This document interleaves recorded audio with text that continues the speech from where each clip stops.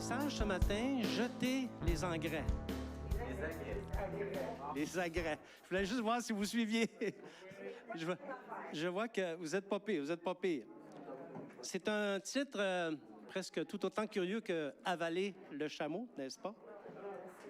Donc, on va considérer ce message-là ce matin, mais juste avant, on va demander au Seigneur Jésus de nous habiter par son Saint-Esprit afin qu'on soit en mesure d'entendre ce qu'il a à dire. Amen. Seigneur, ce matin, c'est au pied de ta croix que nous nous plaçons et que nous considérons ta parole. Seigneur, nous aimons ta parole. Nous aimons la méditer, nous aimons la voir s'inscrire sur les tablettes de nos cœurs par ton Saint-Esprit, Seigneur. On aime considérer tes œuvres et tout ce que tu fais nous plaît, Seigneur. Mais ce matin, nous te demandons d'ouvrir nos cœurs. S'il y a des obstacles, s'il y a des choses qui nous empêchent de bien recevoir ta parole, nous les repoussons maintenant au nom de Jésus. Et Seigneur, nous te demandons vraiment d'ouvrir nos cœurs afin qu'on puisse entendre ce que ton Saint-Esprit a à nous dire ce matin. Nous le demandons au nom de Jésus. Amen. Le message de ce matin s'inspire d'un événement qui s'est produit dans le livre des Actes des Apôtres. C'est le fameux naufrage qu'a fait l'apôtre Paul sur la mer Méditerranée. Alors qu'il naviguait vers Rome afin d'y être jugé. Il y a peut-être la façon dont on va présenter le message est un peu différente, mais je pense qu'il y a des leçons pour nous là-dessus ce matin. Et probablement qu'on va comprendre, suite au message, ce que signifie jeter les agrès, n'est-ce pas? Et non pas les engrais. Donc, l'apôtre Paul, on va faire un petit peu de rafraîchissement. L'apôtre Paul s'était rendu à Jérusalem, poussé par le Saint-Esprit. Il savait que, et les disciples aussi savaient que ça irait pas bien pour lui. L'Esprit déjà le préparait. Mais il savait également qu'il devait se rendre à Jérusalem, qu'importe ce qui était pour se produire, parce qu'il devait rendre témoignage à Jérusalem conformément à son appel. Et on dit, l'appel de Dieu, c'est quelque chose d'extraordinaire. Mais allons voir l'appel de Dieu sur l'apôtre Paul dans Actes chapitre 9, versets 15 à 16. Voici l'appel, c'est Jésus qui parle. Cet homme est un instrument que j'ai choisi pour porter mon nom devant les nations, devant les rois et devant les fils d'Israël. C'est un super de bel appel. Amen. On continue. Et je lui montrerai tout ce qu'il doit souffrir pour mon nom. Une dimension souvent escamotée dans la prédication de la parole. Rendre témoignage et souffrir. Voilà quel était l'appel de Dieu sur la vie de Paul. Or, le récit du naufrage de Paul, vous allez le voir, comporte l'antithèse. L'antithèse, c'est le contraire, le parfait contraire. L'antithèse de la foi arrogante que professent de nombreux parleurs chrétiens. Parce qu'il y a beaucoup de chrétiens qui disent bien des choses au sujet de la foi. Et souvent, on entend des choses qui copinent avec l'arrogance. Les parleurs affirment que l'Église a perdu sa puissance et que si elle n'expérimente pas les signes et les prodiges, exactement comme ceux qu'on voit dans le livre des Actes des Apôtres ou dans les Évangiles, bien, elle est à côté de la plaque. Et on oublie que les Évangiles, de même que tout le Nouveau Testament se répand sur 35-40 ans, on oublie ça.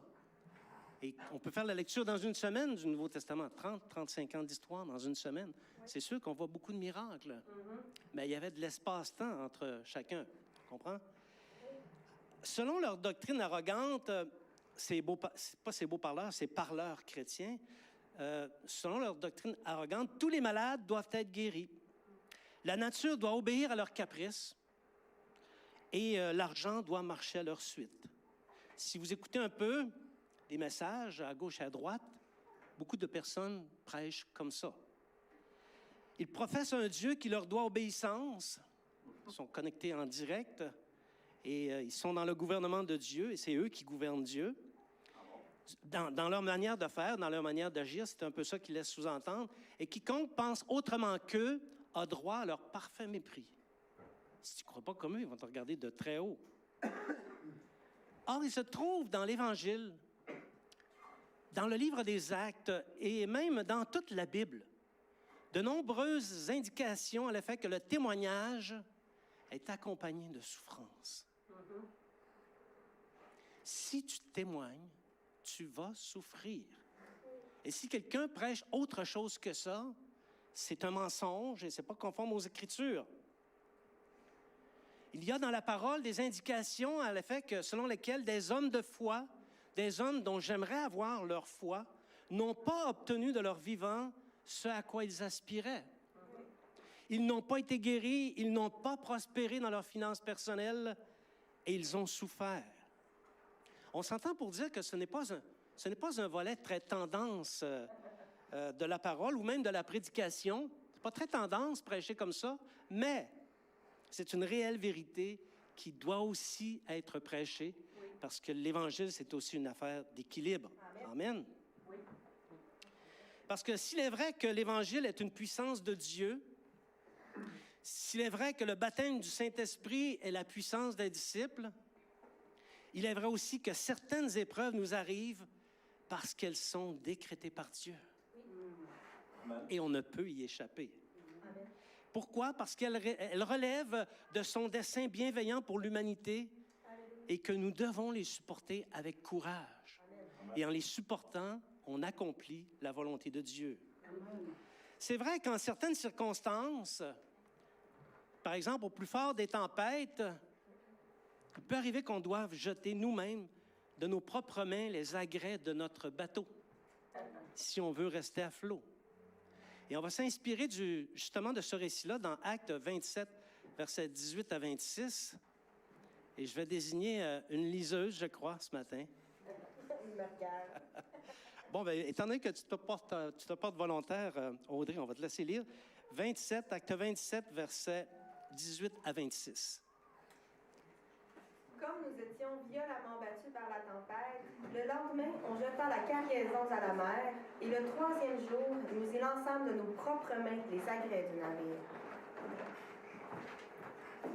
On continue jusqu'à 26. Le soleil et les étoiles ne parurent pas pendant plusieurs jours, et la tempête était si forte que nous perdîmes enfin toute espérance de nous sauver. On n'avait pas mangé depuis longtemps. Alors Paul, se tenant au milieu d'eux, leur dit: « Ô hommes, il fallait m'écouter et ne pas partir de Crète, afin d'éviter ce péril et ce dommage. Maintenant, je vous exhorte à prendre courage, car aucun de vous ne périra, et il n'y aura de perte que celle du navire. Un ange de Dieu à qui j'appartiens et que je sers m'est apparu cette nuit et m'a dit: Paul, ne crains point. Il faut que tu comparaisses devant César, et voici, Dieu t'a donné tous ceux qui naviguent avec toi. C'est pourquoi, ô hommes, rassurez-vous, car j'ai cette confiance en Dieu qu'il en sera comme il m'a été dit. Mais nous devons échouer sur une île. » Merci beaucoup, Audrey. Donc, on va liquider la question tout de suite. Qu'est-ce que c'est les agrès d'un bateau? Bien, ce sont toutes ces choses qui servent à le manœuvrer. Les poulies, les cordages, les voiles et les vergues. C'est tout ce qui sert à... Tout ce qui n'est pas à la coque et la mâture. Il y a des experts en navigation ici. J'espère que je me trompe pas trop. Donc, c'est ça les agrès. On s'entend pour dire que c'est important pour un bateau, les agrès. C'est pas un luxe. Personnellement, si j'avais été dans leur situation, je n'aurais probablement pas ordonné de jeter les agrès.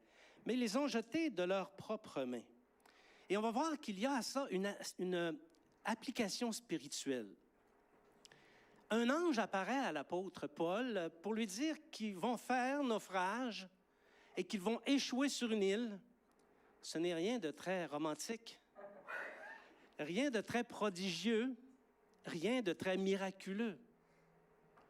Un ange t'apparaît pour t'annoncer une affaire de même. C'est pas si glorieux que ça. On se serait attendu peut-être à plus suite d'une apparition d'un ange. Parce qu'il me semble que les anges, c'est porteur de bonnes nouvelles. Donc, on va examiner ce volet moins glorieux de la foi en considérant comment Paul, l'apôtre de puissance par excellence, a agi.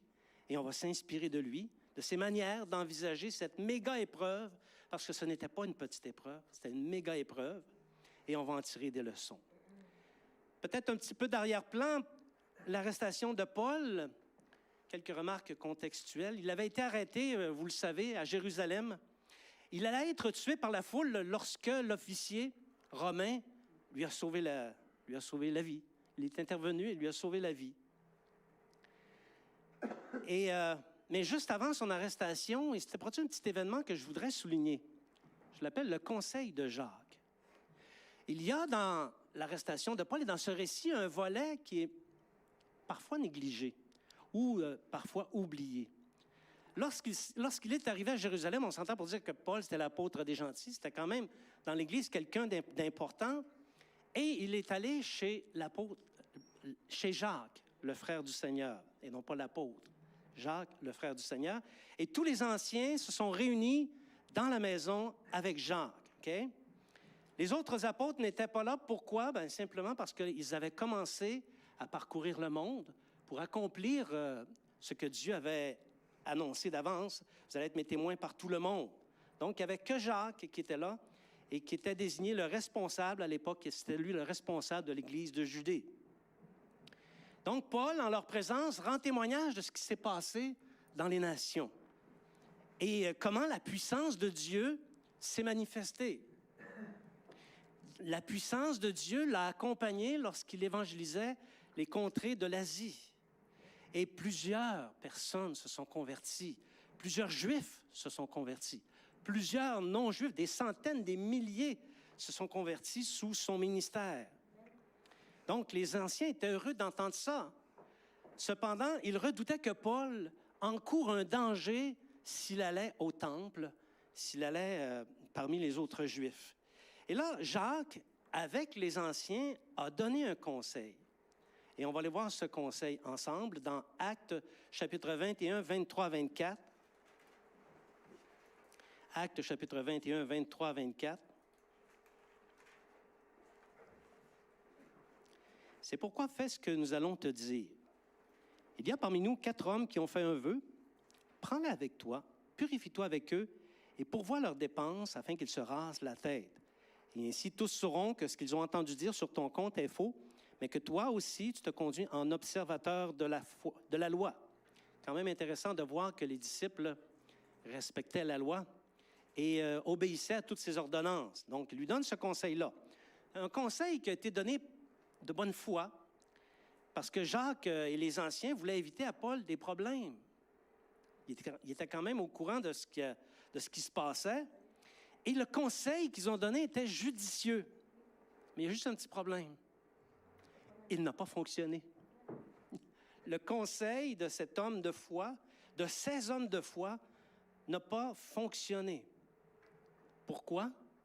Bien, parce qu'entre le conseil d'un ancien ou d'un groupe d'anciens et le cours de la volonté de Dieu, lequel est le plus fort? Le cours de la volonté de Dieu, on s'entend, hein? Donc, Paul était appelé à souffrir et à rendre témoignage, et aucun homme, si sage soit-il, ne pouvait se mettre en travers de ce plan de la part de Dieu. Dieu a un plan pour toi aussi. Et les anciens veulent ton bien.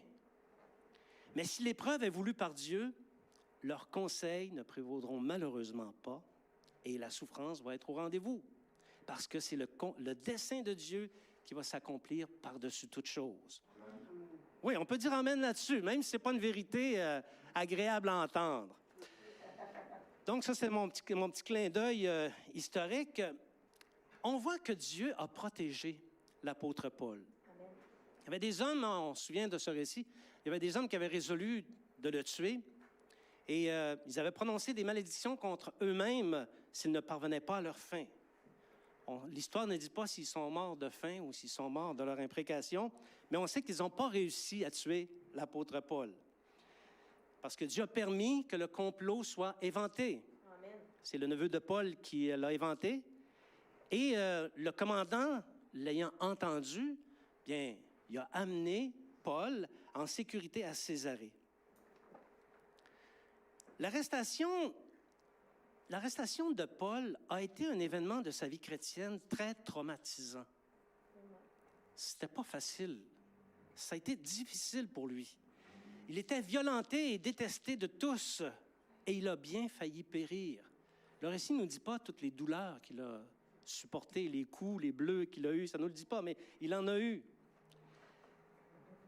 Après les premières comparutions, Paul a passé 2 années entières en prison sans avoir été jugé. Question pour vous. Jour pour jour, il y a 2 ans, que faisiez-vous? Où étiez-vous?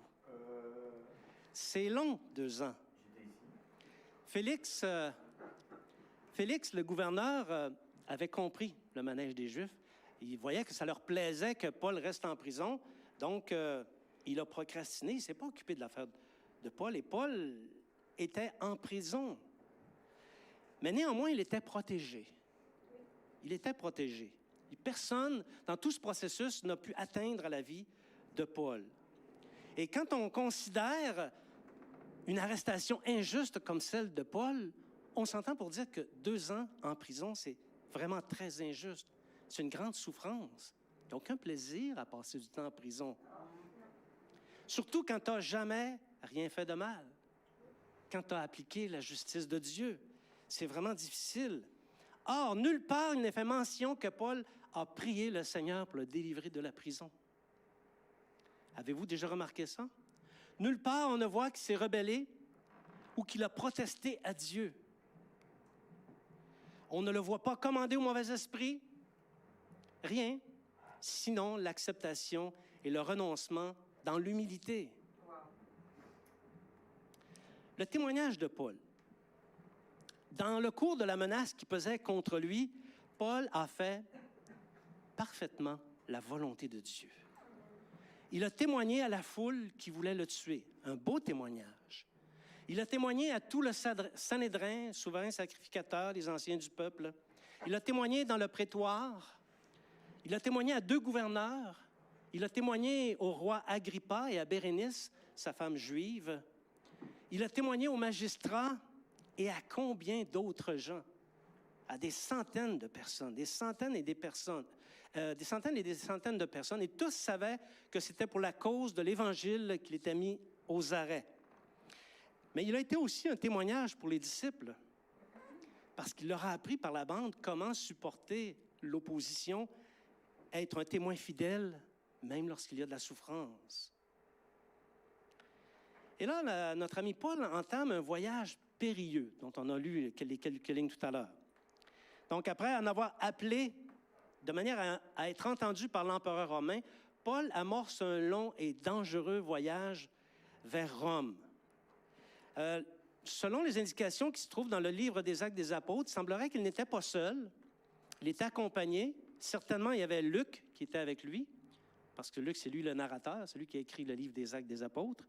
Et ça dit qu'il était accompagné également d'un dénommé Aristarque, macédonien de Thessalonique. Dès le début de son voyage, la navigation était difficile parce que les vents étaient contraires. C'est pas évident d'aller dans une direction quand le vent est contraire. Avec difficulté, le bateau dans lequel il prenait place s'est rendu à la hauteur d'une ville qui s'appelle Snide. Et plusieurs jours ont été nécessaires pour atteindre ce lieu. Un autre lieu, c'est-à-dire qui s'appelait Beauport. Pas la ville, là, mais le Beauport de ce temps-là. Et la saison était avancée. Les récits, ceux qui ont commenté cette histoire-là, disent que c'était le 5 octobre que ça s'est produit. Okay? Lorsqu'ils ont pris la décision de quitter le lieu Les Beauports, c'était le 5 octobre. Comme quoi, on peut remonter quand même assez précisément parfois pour avoir des détails intéressants sur le temps et les époques. J'ai une carte ici que je voulais vous montrer. J'espère que ça va bien sortir. Alors, Télésimon, peut-être... Bon. Alors, ici, le voyage... Donc, il est parti d'ici, de Jérusalem à Césarée. Ensuite, il est allé ici. Je ne sais pas si vous le voyez, moi, je ne le vois pas. Et puis, on voit qu'il a allongé les crêtes ici. Et normalement, il aurait dû s'arrêter ici, mais il a continué. Ils ont continué, ils ont poussé jusqu'à... Ils voulaient trouver un port ici, ils n'ont pas été capables. Et voyez le trajet qu'ils ont suivi, ça n'a pas été évident, là, OK? Ça n'a pas été évident du tout. C'était un voyage extrêmement périlleux. Le 5 octobre, selon l'information qu'on retrouve dans les livres qui traitent de cette histoire-là, ça nous dit que c'était la période la plus dangereuse pour naviguer sur la mer Méditerranée. Et Paul ressentait en son esprit le dommage qui était pour se produire parce qu'il en a avisé les responsables. Il a dit, je vois que la navigation va se faire au péril ou avec des dangers. Et les responsables ne l'ont pas écouté. C'est ce que ça nous dit dans Actes 27, versets 13 à 14.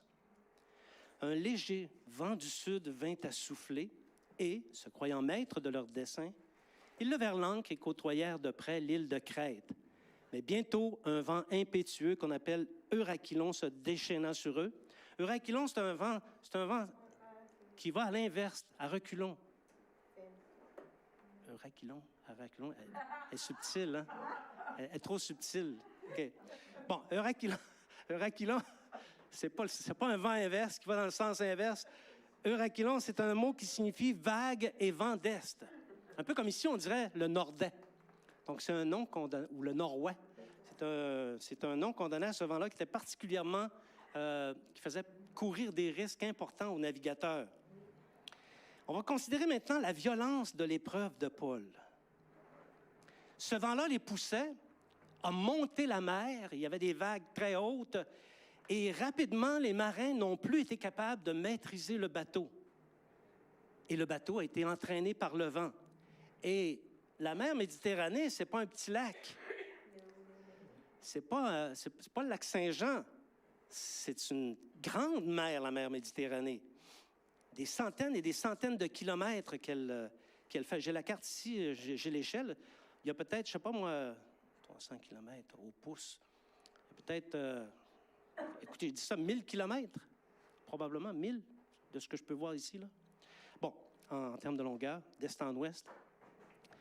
Alors, le bateau était entraîné par le vent. Ils ont peiné à maîtriser le canot, mais ils ont réussi à le faire monter à bord. Le vent violent et les vagues monstrueuses se jetaient contre le bateau. Il avait besoin d'être fait fort, le bateau, hein?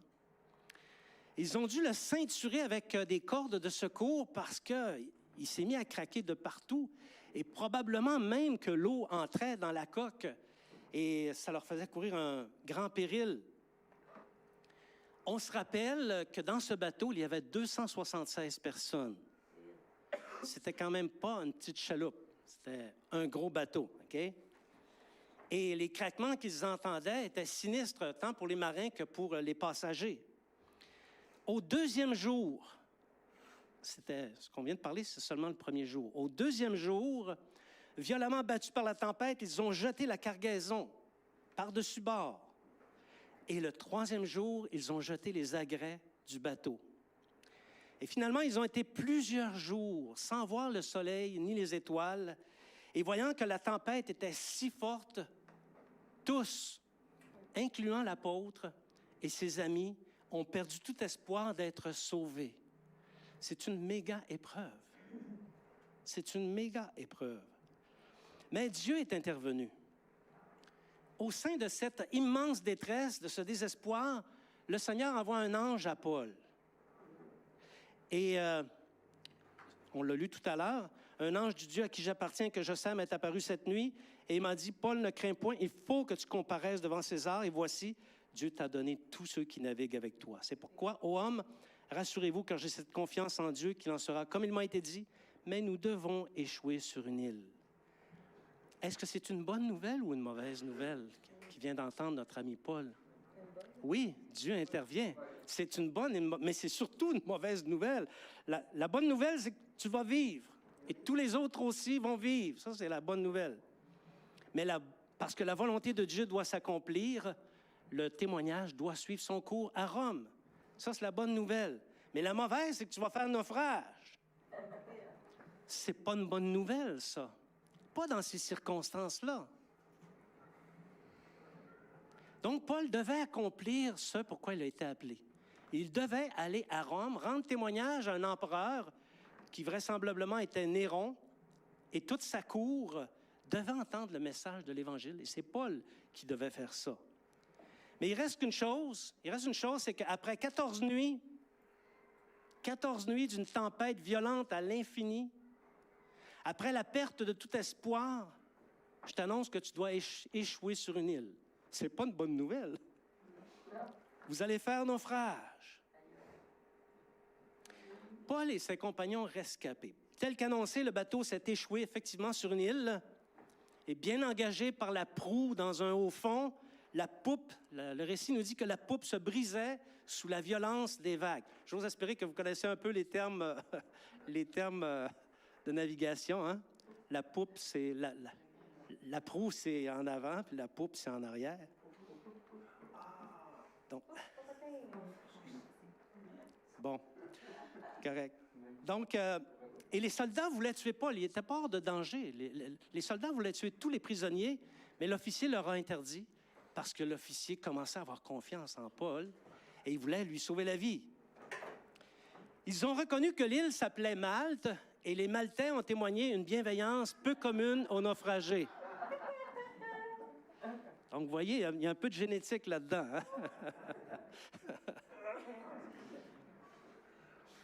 Donc, vagues, vent violent et froide pluie continuent à s'abattre contre eux. C'est pas fini.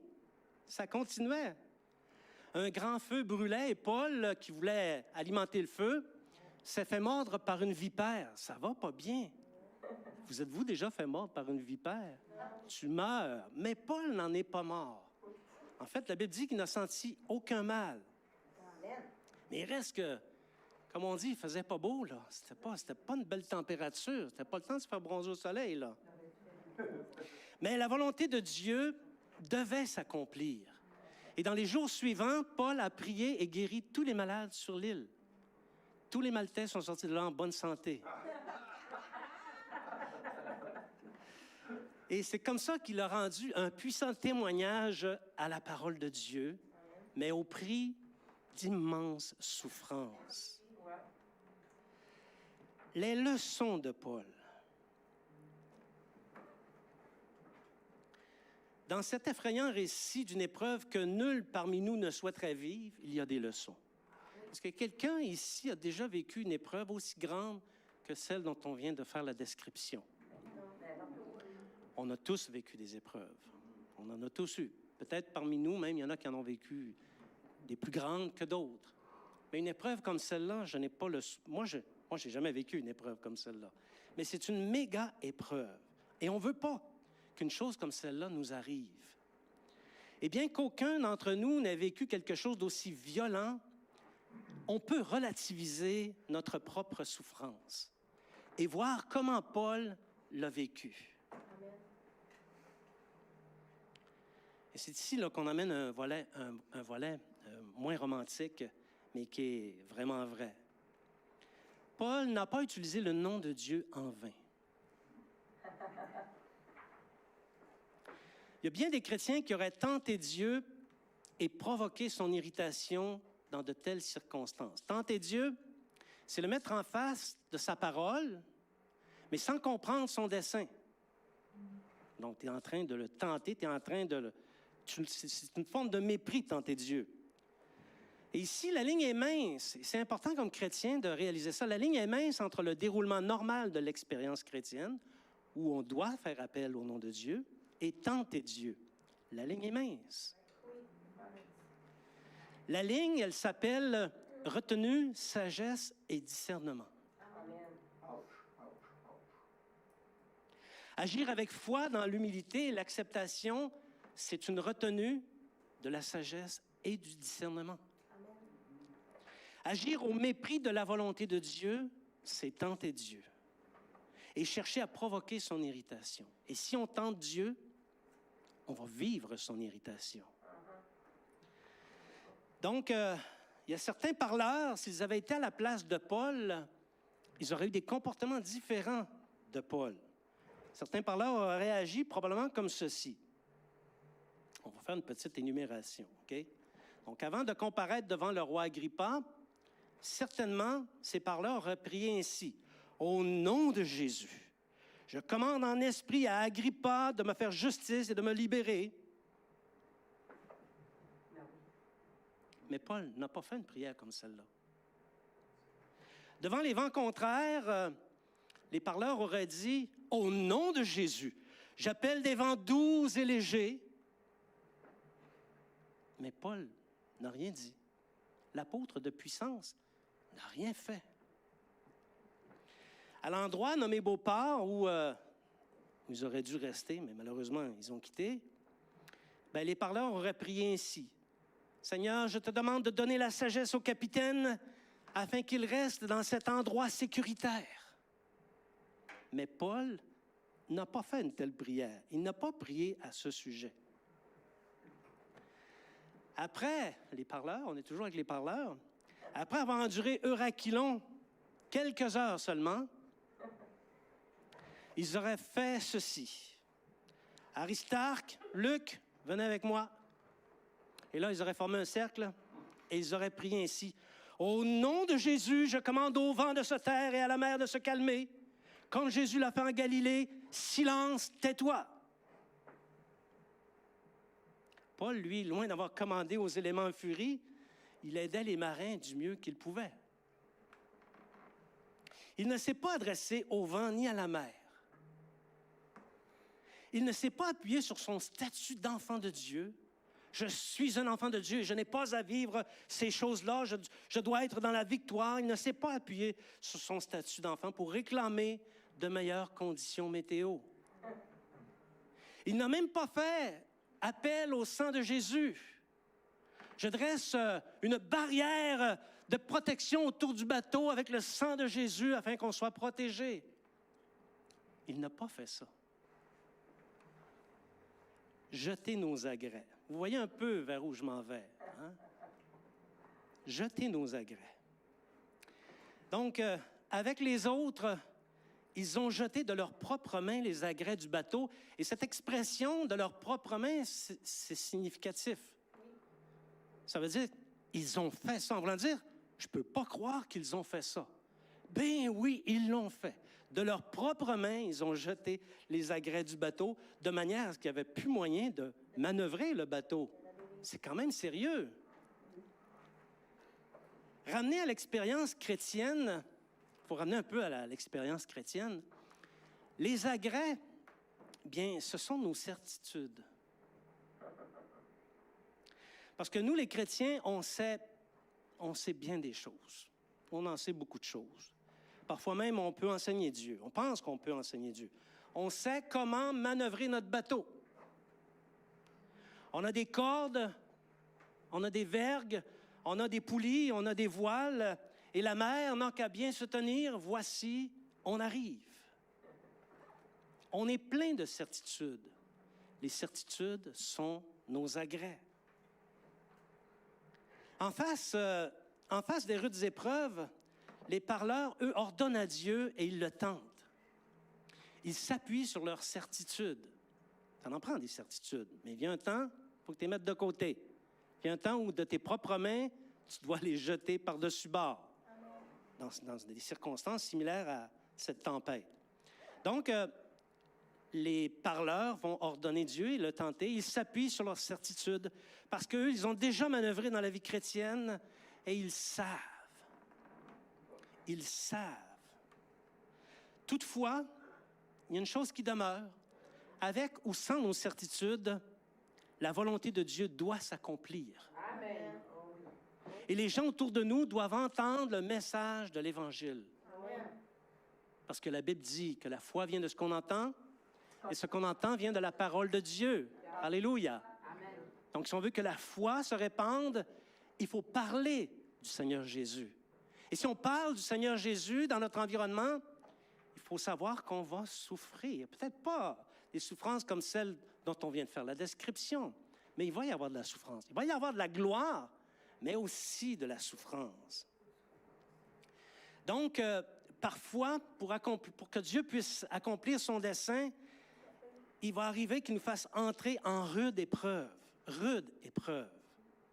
Et alors, aucune de nos certitudes ne peut nous délivrer.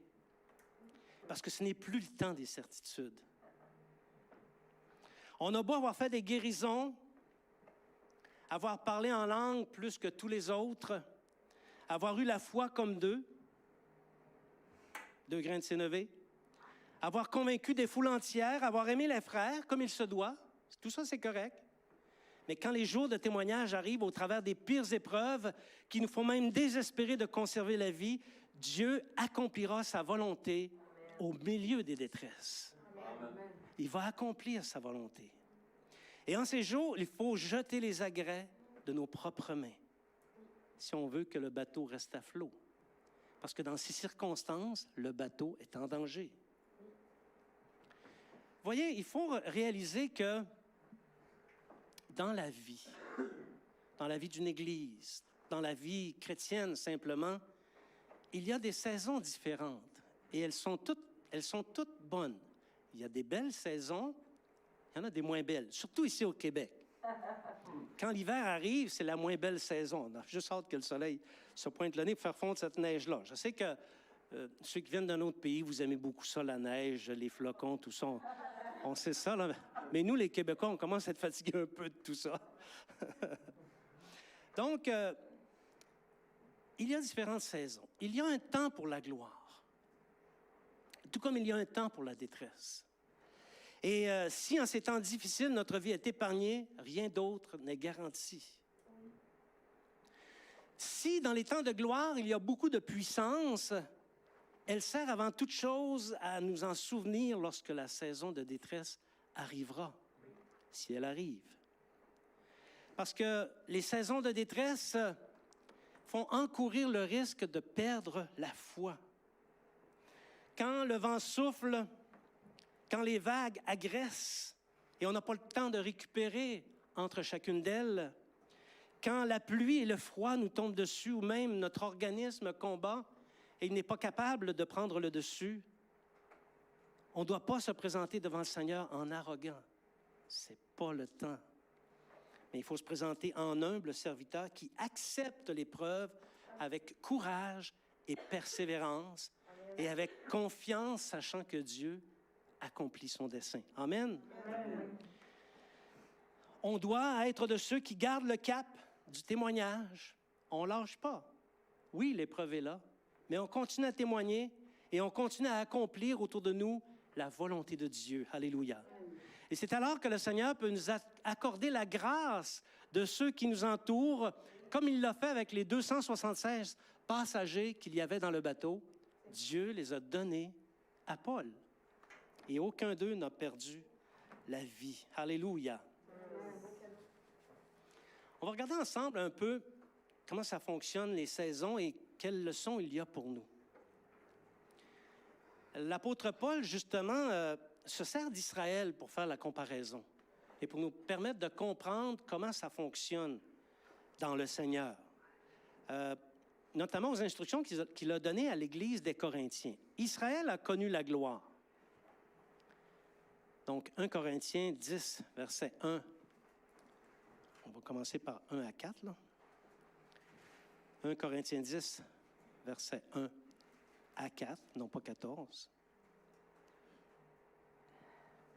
Frères, je ne veux pas que vous ignoriez que nos pères ont tous été sous la nuée, qu'ils ont tous passé au travers de la mer, qu'ils ont tous été baptisés en Moïse dans la nuée et dans la mer, qu'ils ont tous mangé le même aliment spirituel et qu'ils ont tous bu le même breuvage spirituel, car ils buvaient un rocher spirituel qui les suivait, et ce rocher était Christ, la gloire. C'est complètement miraculeux ce que les Israélites ont connu dans le désert. Et cette description qui vient de nous être donnée, c'est parfaitement miraculeux, c'est très glorieux. Si nous avions eu à vivre ce genre de gloire, on aurait été vraiment bénis. On aurait vraiment été heureux et joyeux. Parce que ce n'était pas petit ce qu'ils ont vécu. Ensuite, Israël, dans une autre saison, a été éprouvé. Là, on s'en va dans le même chapitre, versets 5 à 6. Mais la plupart d'entre eux ne furent point agréables à Dieu, puisqu'ils périrent dans le désert. Or, ces choses sont arrivées pour nous servir d'exemple, afin que nous n'ayons pas de mauvais désirs comme ils en ont eu. Ils ont oublié qui était Dieu. Ils ne se sont pas souvenus de qui était Dieu. Et Paul dit que ça, c'est arrivé pour nous servir d'exemple. Donc, Israël nous enseigne. Israël nous enseigne quelque chose. Paul se sert de ce volet de l'histoire d'Israël pour mettre l'Église en garde. C'est ça qu'il fait à l'Épître aux Corinthiens. Et c'est aux disciples de Corinthe qu'il fait cet avertissement, cette mise en garde. Et les Corinthiens, c'est nous. C'est nous, les disciples parmi les nations, les Corinthiens. Ça s'adresse à nous. Voici ce qu'il dit aux Corinthiens, des paroles très dures. Ne devenez pas idolâtres, versets 7 à 11. Ne devenez pas idolâtres comme quelques-uns d'eux, selon qu'il est écrit, le peuple s'assit pour manger et pour boire, puis ils se levèrent pour se divertir. Cette semaine, j'entendais un message d'un pasteur de France qui parlait de ça, le divertissement, et qui disait que le divertissement est devenu une forme d'idolâtrie parce que quand on se divertit, on ne se préoccupe pas de Dieu. Et plus on se divertit, moins on se préoccupe de Dieu et moins on a le goût de se préoccuper des choses de Dieu. Prenons garde, bien-aimés.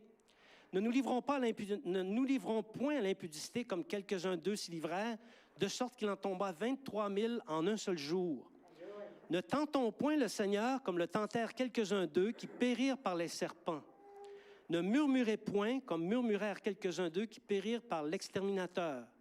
Ces choses leur sont arrivées pour servir d'exemple. Elles ont été écrites pour notre instruction à nous qui sommes parvenus à la fin des siècles. Donc, les mauvais comportements qu'ils ont eus frappent à notre porte, nous aussi. Et on ne doit pas livrer nos âmes à ces mauvais comportements. On ne doit pas oublier qui est Dieu et que dans l'Église, Jésus-Christ se déplace, le Saint-Esprit agit et on ne peut pas tenter Dieu par ses comportements insidieux. Donc, tant de gloire et tant de détresse. Mais dans un comme dans l'autre, il faut se souvenir de celui qui les autorise pour nos vies, afin de l'honorer plutôt que de le tenter et risquer de faire naufrage par rapport à la foi.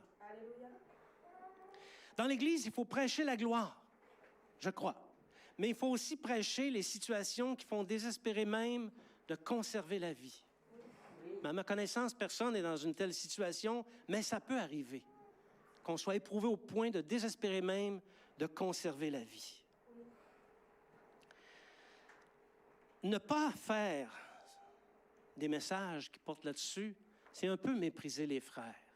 Ne parler que de la gloire, c'est un peu mépriser l'Église du Seigneur, mais c'est surtout dissimuler un volet important au travers duquel Dieu agit avec puissance, même si le corps subit les coups, même si la détresse frappe à la porte. Et ici, on va continuer l'encouragement de l'apôtre Paul, des choses qu'il nous dit qu'ils ont été écrites afin de nous servir d'exemple. Après nous avoir parlé de l'expérience des Israélites, Paul continue son enseignement par un encouragement et un avertissement conséquent. Et vous allez voir que ce n'est pas petit comme encouragement et encore moins comme avertissement. Dans 1 Corinthiens, chapitre 10, c'est le même chapitre que tantôt, les versets 12 à 14. Ainsi donc, que celui qui croit être debout prenne garde de tomber. Est-ce que tu crois être debout ce matin? As-tu l'impression que devant Dieu, tu tiens ferme, que tu es vraiment debout? Prends garde de tomber. Aucune tentation ne vous est survenue qui n'ait été humaine, et Dieu, qui est fidèle, ne permettra pas que vous soyez tentés au-delà de vos forces. Mais avec la tentation, il préparera aussi le moyen d'en sortir, afin que vous puissiez la supporter. Amen. C'est pourquoi, mes bien-aimés, fuyez l'idolâtrie. Il y a une relation entre les deux. Il y a une relation entre ce qu'il vient de dire et son affirmation de dire « fuyez l'idolâtrie ». C'est pourquoi. C'est une phrase conclusive. Elle conclut ce qui précède. Okay? Ici, lorsqu'il parle de tentation, vous l'avez compris, ce n'est pas la tentation de manger une barre de chocolat. Okay? Ce sont les épreuves. Les épreuves au sens large. Les détresses, les angoisses, les tribulations, c'est ça les tentations.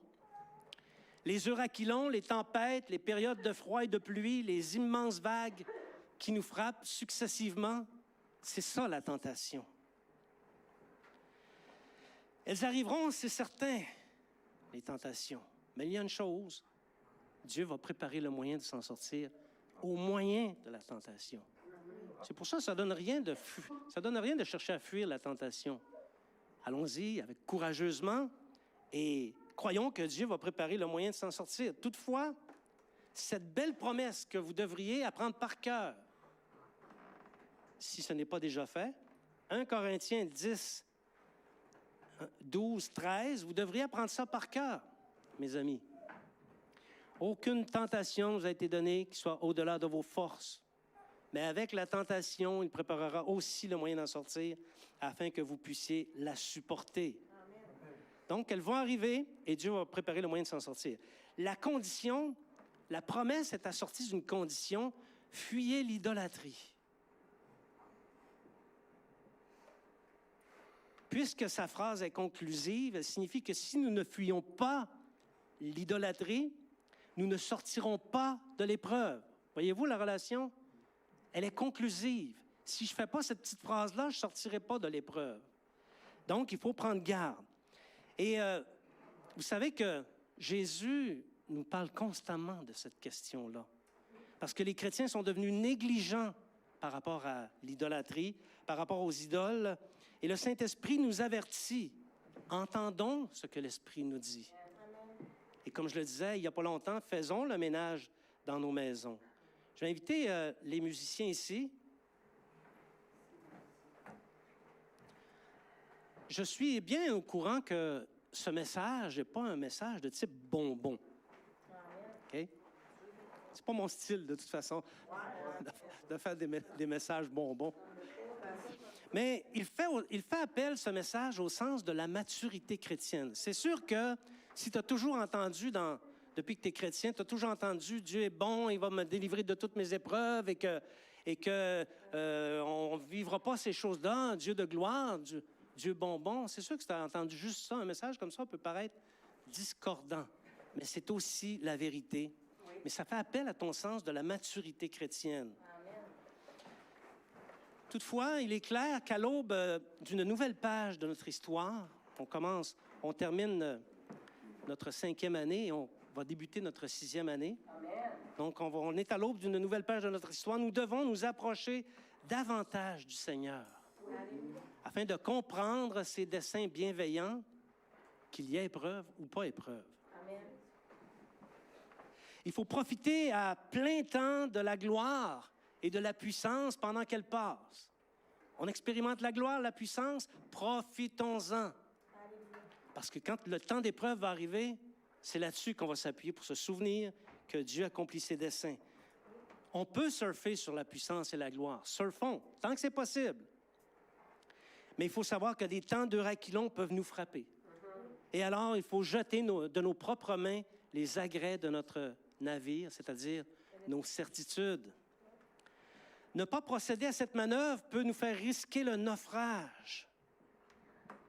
Et en ces temps, abandonnons nos certitudes et faisons confiance absolument à Dieu. Amen.